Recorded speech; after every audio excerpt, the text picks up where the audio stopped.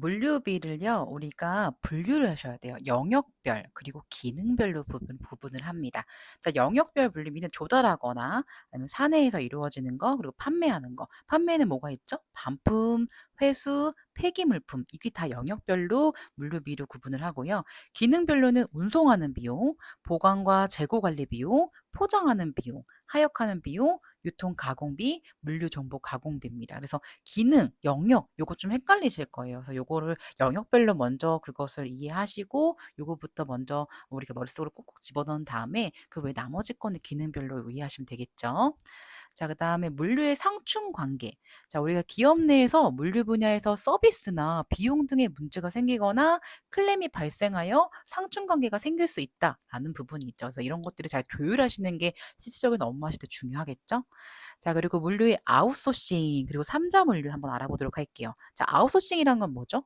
물류 업무의 회사가 이 우리가 물류 업무 회사에 다니고 있다고 생각해 보세요. 근데 회사에서 모든 걸 다 하는 게 아니라 회사의 그런 외부 업체에다가 제3자의 외부 업체에다가 물류 전문 업체 위탁하는 거예요. 위탁. 이게 이제 아웃소싱입니다. 그래서 회사가 모든 걸 다 할 수 있으면 좋겠죠. 그런데 그렇지 못할 경우에는 위탁하는 아웃소싱을 한다. 자, 그리고 학자들 중에 펜먼과 와이즈의 물류 아웃소싱 성공 전략, 이렇게 펜먼과 와이즈라는 학자가 물류를 우리가 외부 업체에 위탁할 때 성공 전략이라는 것을 우리가 주장했어요. 자, 첫 번째, 아웃소싱이 성공하려면 반드시 지원이 필요하다. 여러 가지 지원들이 있겠죠. 자, 그리고 궁극적인 목표가 뭐다? 우리가 아웃소싱하는 목적이 뭐죠? 현재와 미래의 고객 만족에 있음을 잊지 말아야 된다. 자, 고객을 만족하기 위해서 아웃소싱 하셔야 되는 거고, 그리고 지출되는 물류 비용을 정확하게 파악해서 우리가 아웃소싱 시 우리가 비용을 절감시켜야겠죠. 비용을 절감하지 않고 아웃소싱하는 비용이 더 들으면 아웃소싱 우리가 이제 외주를 줄 필요가 없습니다. 자, 아웃소싱의 큰 장애가 뭘까요? 자, 인원 감축에 대한 저항이기 때문에 그 인력 관리로 전반적인 회사에 사기를 떨어뜨리면 안 된다라는 거고, 자, 아웃소싱의 목적이 기업 전체의 전략과 일치해야 된다. 이것도 중요하죠. 그러니까 아웃소싱 업체에 막 하고 싶은 대로 하게 놔두면 안 되잖아요. 그렇기 때문에 기업의 전체 전략과 일치해야 되고, 기업의 전사적 목적이 차별화에 있다면, 자, 아웃소싱의 목적은 비용 절감. 이게 제일 중요합니다. 비용 절감에 두는 효율적 전략을 추진해야 된다. 자, 기업의 전사적 목적이 뭐죠? 이런 전사적이다라는 말 참 자주 나오는데, 전반적인 그 회사의 목적들이 있잖아요. 그런 것들이 전사적인 목적이다라고 이렇게 다르게 얘기를 합니다. 자, 삼자 물류 한번 볼게요. 제조는 직접 하지만 물류는 누가 한다? 전문 기업이 한다. 그래서 이런 전문 기업이 대형화로 규모의 경제가 발생해서 비용을 절감시키고 전문화로 인해서 서비스 질이 향상되는 거. 자, 그리고 화주 기업 뭐죠? 화물의 주인 기업을 이렇게 화주 기업이라고 합니다. 화주 기업. 자, 화주 기업과 제3자 물류업체의 관계 어떻게 해야 될까요? 당연히 파트너십이 구축돼야 됐죠. 전략적 제휴에 의한 파트너십. 그래서 회사를 운영하시거나 하시는 분들은 적을 만들면 안 됩니다. 자, 정보 공개에 의해서 효율적인 업무 개선해 주셔야 되고, 물류 업무를 어떻게 철저히 할 것인지 그 각각 화주 기업과 물류 업체 간의 의식 개혁들이 필요하고, 주력 부분 우리가 판매되는 그런 제품들이 있죠. 그 제품의 차별화를 통해서 어떻게 해야 됐죠? 다른 회사보다 경쟁 우위를 확보해야 되고, 그리고 아웃소싱 외주를 주면서 탄력적으로 선별할 수 있는 화주 기업의 능력을 배양해야 됩니다. 그래서 내가 화주 기업 사장님이다 하고 생각을 하셔서 내가 우리 회사에서 할 수 없는 부분들을 외부 업체에서 해야 된다 했을 때 우리가 고려해야 될 사항들이죠. 자, 문제 한번 풀어볼게요. 자, 계약 물류라고 한다. 자, 계약 물류 그리고 물류의 효율화를 위해서 기업이 물류 전문 업체에게 짧게는 1년, 길게는 5년 이상의 장기 계약을 통해 물류 기능을 아웃소싱하는 거. 이게 바로 뭐죠? 삼자 물류입니다. 이렇게 삼자 물류가 외주 주는구나라고는 알고 있는데 문제를 풀면서 조금 더 와닿으시는 거죠. 그래서 우리가 지금 유통관리대 공부할 때는 이론은 전반적으로 짧게 보시고 문제를 전반적으로 여러 가지 측면으로 보시는 게 가장 효율적입니다. 아시겠죠? 여러분 잘할 수 있어요. 자, 풀필먼트, 풀 가득 찼다라는 것처럼 물류 관련 전문 업체가 판매자 대신에 배송뿐만이 아니라 고객 주문에 맞춰서 물류 센터에서 제품을 고르고 피킹, 그다음에 포장하죠. 패킹, 그다음에 딜리버리, 배송하고 고객 요청에 따라 교환도 해주고 환불도 해주는 연속적인 제품 판매 과정, 전반적인 풀필먼트 서비스라고 해서 물류 관련 전문 업체가 판매 대신에 배송, 그다음에 여러 가지 고객 주문에 맞춰서 포장도 해 주고 배송도 해 주고. 와 엄청나죠. 이렇게 하려면 그 회사 자본이 많이 들어가겠네요. 어쨌든 이런 것 해 주는 회사들이 풀피먼트 회사다라고 보시면 될 것 같습니다. 자, 5번 공급망 관리 SCM. 그전에도 계속 SCM 공급망 관리 우리가 이론 기출 보면서 SCM 진짜 자주 나오거든요. 그것을 우선 용어를 좀 정리해 볼게요. SCM 서플라이 공급한다. 그리고 체인 공급망이죠, 망. 체인. 그래서 어떤 문제에서는 체인이라고 나와요. 공급망 관리, 공급 사슬 관리, 공급 체인 관리 다 같은 말입니다. 공급망 관리, 공급 사슬 관리, 공급 체인 관리. 용어 좀 정리해 두세요. SCM. 자, 이거는요, 전략적인 그 회사의 의사결정을 요구하고 균형을 잡기 위한 그런 메커니즘의 마지막 보루로 이용되는 재고, 남아있는 상품에 대한 접근 방식. 자, 우리가 물건을 공급할 때 실질적으로 공급하는 모든 기능의 공유된 목표고 전체 상품의 원가와 시장 점유율에 따른 미친 영향 때문에 SCM, 공급사슬 관리는 진짜 중요해요. 아무리 물건 잘 만들어도요, 이거 제대로 못하게 되면은 회사의 유통 체인이 꼬이기 때문에 이걸 잘하시는 게 되게 중요한 거죠. 자, 이것을 왜 도입했을까? 자, 업무 재설계, BPR. 이렇게 업무를 여러 가지를 재설계하는 그런 노력이 증가되고 있고, 부가가치 원천이 기업 내부, 그리고 기업 외부에 다양한 요소에 있기 때문에 물류 그런 전반적인 업무의 기업 간의 유기전의 관리가 중요해요, 관리가.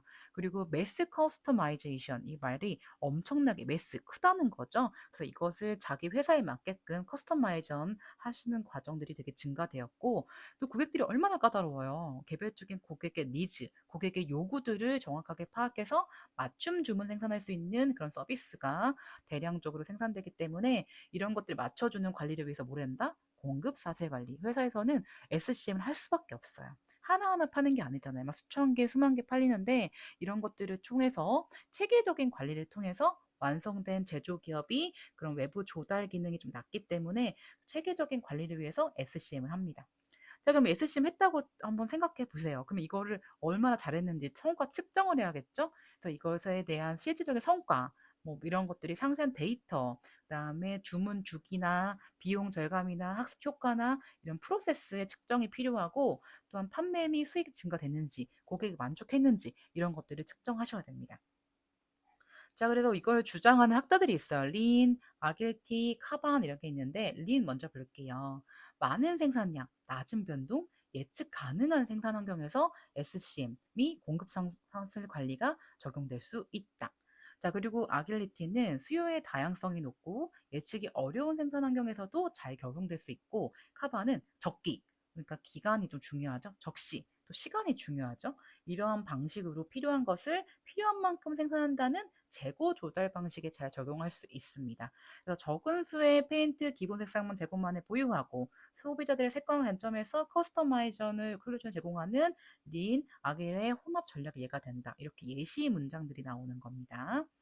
자, 그래서 우리가 공급체인 관리, 우리가 회사를 운영한다면 이건 가장 기본이고 해야 되는 건데, 고객이 뭘 필요하는지, 가치와 그 고객이 뭘 요구하는지, 니즈와 그리고 전반적인 고객 만족을 해주셔야 되고, 장기적인 강력한 파트너십, 협력적인 관계들이 진짜 필요해요. 그리고 여러 가지 정보 기술을 활용하실 거예요. 그래서 이 정보 관리들을 우리가 추후에 네 번째 파트에서 배우실 건데, 우리가 ICT, 뭐 챗GPT, 뭐 이런 것들 많잖아요. 그런 것들에 활용하는 것들을 필요하고, 공급체인과 파트너 간의 효과적인 커뮤니케이션, 대화를 또 잘 해주셔야겠죠? 그런 것들이 공급체인 관리의 기본적인 겁니다. 그래서 사실은 공급체인 관리 SCM 딱 하나만 문제가 나오지 않고요.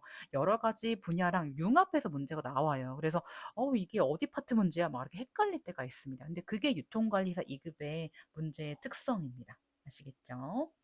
자, 예시를 한번 볼까요? 공급 사승 관리가 전통적인 자재 관리와 생산 관리와 다른 이유로 옳지 않은 것은, 자, 옳지 않은 것을 할 때 X 이렇게 쳐주시고, 자, 2번이 왜 아닌지 한번 볼게요. 공급 사승 관리는 정보 시스템에 대한 새로운 접근 방법을 요구하며 통합이 아닌 인터페이스가 그 초점이 된다. 자, 우리가 공급 사승 관리 협력 그리고 전반적인 것들을 융합해야 되기 때문에 통합입니다. 통합. 그리고 정보 시스템에 대한 새로운 접근만을 하는 게 아니라 모든 기능을 여러 가지를 해주셔야 돼요. 그래서 첫 번째 한번 보도록 할게요. 전략적인 의사결정을 요구하는 게 공급 사슬 관리입니다. 그리고 균형을 잡기 위해서, 그리고 마지막 보루로 이용되는 때는 재고에 대한 새로운 접근 방법 요구하기도 하고 하나의 실체로 간주하고 공급 사슬망의 여러 가지 요구, 세그먼트라고 하죠. 이런 것에 대한 단편적인 책임을 구매, 생산, 판매, 배송과 같은 기능 부분에 귀속시키지 않기 때문입니다. 이 문장 좀 어려우니까 체크. 자, 그리고 공급 사슬 관리에서 공급이란 실질적으로 공급 사슬 가능의 모든 기능을 공유됐다. 공유. 그러니까 통합 이런 얘기가 연결될 수 있겠죠. 그리고 전체 원가와 시장 점유율에 대한 미친 영향 때문에 전략적인 중요성을 가지고 있어요. 그래서 이것은 이제 우리가 유통관리사 2급은 다른 자격증과 다르게 문장이 굉장히 깁니다. 그래서 우리가 그 문장 전체를 보시고 끊어 읽으시면서 그 각각의 핵심적인 단어들도 연관해서 이해를 해주시면 좋을 것 같아요.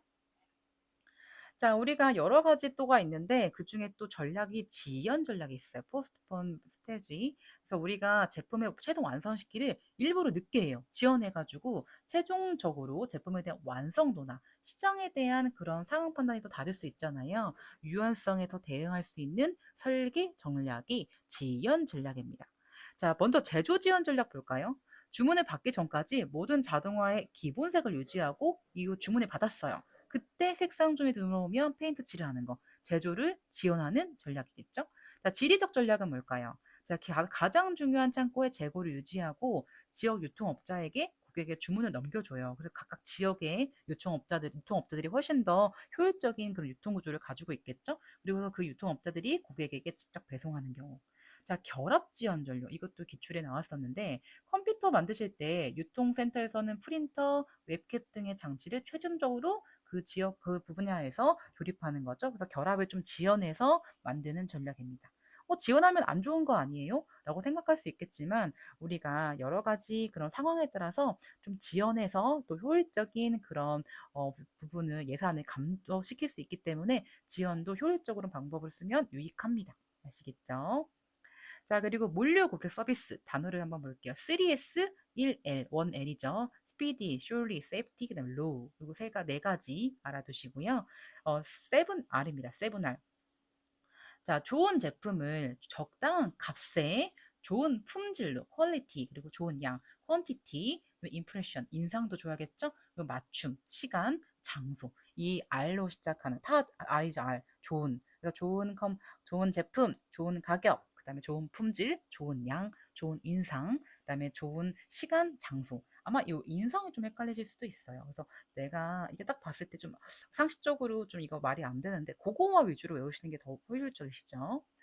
자, 그리고 글로벌 소싱 이거의 발전 단계일게요. 우리가 국내서만 파는 게 아니잖아요. 우리나라에서 이제 수출을 많이 하시고 있는데 그리고 우리가 이거를 국내에서만 한정 판매하기보다는 해외로 눈을 돌리시는 게 가장 우리나라 발전을 위해서 도움이 되겠죠. 자, 만약에 국내에서 한정 판매됐다가 일시적으로 국제 판매를 해요. 그리고 반응이 좋아요. 그럼 부분적으로 전략 소싱을 통해서 국제 구매를 통해서 이용하고 사업 단위 글로벌 소싱도 하고 기능별 집단의 글로벌 소싱 전략을 통합하고 조정하는 과정을 통해서 여러 가지를 글로벌 세계 시장에서 우리 물건들을 발전시킬 수가 있습니다. 자, 이럴 때 여러 가지 방법들이 있는데 just in time, JIT 같은 말이에요. JIT, just in time. 적시 생산 시스템 있고요. 이것을 조금 더 발전시켜서 JIT2가 있어요. 이게 좀 차이가 있거든요. 그러니까 이게 JIT, 적시 생산 시스템에 대한 그 개념에 대한 그런 구분을 하실 줄 아셔야 돼요.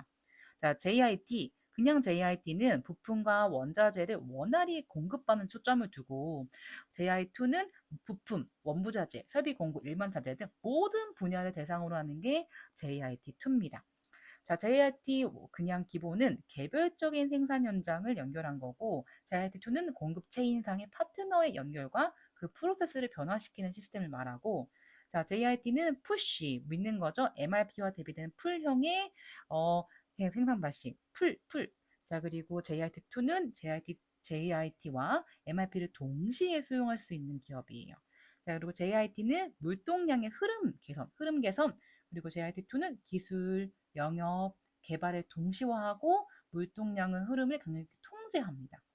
자, JIT는 적기 공급 생산. 그래서 재고를 쌓아두지 않고서 필요한 그 시기 때 공급하는 방식이고, JIT2는 그 다음에 MRP와 푸시 방식을 동시 수용하는 거겠죠.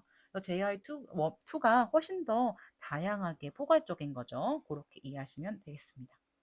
자, 그리고 앞서서 MRP라고 나왔는데 MRP와 JI2를 우리가 비교를 해보면 MRP는 계획을 수용하는 거고 JI2는 낭비를 제거하는 겁니다. push, 그럼 MRP, pull, 그다음에 JIT. 자, 그리고 컴퓨터, 복잡한 것에 강점 있는 게 MRP, 그리고 단순한 것에 강점 있는 게 JIT. 일괄적인 수요는 MRP, 연속적인 수요는 JIT. 약간의 불량을 허용하는 것도 MRP, 불량을 허용하지 않고 이런 것들은 JIT입니다. 그리고 경쟁 관계는 MRP, 협력 관계는 JIT. 이런 차이점이 있다라고 보실 수가 있습니다. 자, 아까 봤던 우리가 7R에 대한 내용을 옳지 않은 것은 우리가 1, 2, 3, 4번 맞는 내용이고 판촉 활동 맞는 것 같지만 우리가 학술적으로 우리가 7R에 포함되지는 않습니다. 답은 5번이겠죠. 네, 여기까지 한번 풀어봤고요. 전반적으로 이것만 보고도는 이해가 안 가실 경우 있어요. 그래서 각각의 우리가 기출문제 풀면서 그 내용에 한번 적용하면서 다시금 이론 파트 보시는 게 가장 효율적입니다. 아시겠죠? 여러분 할 수 있어요. 화이팅입니다.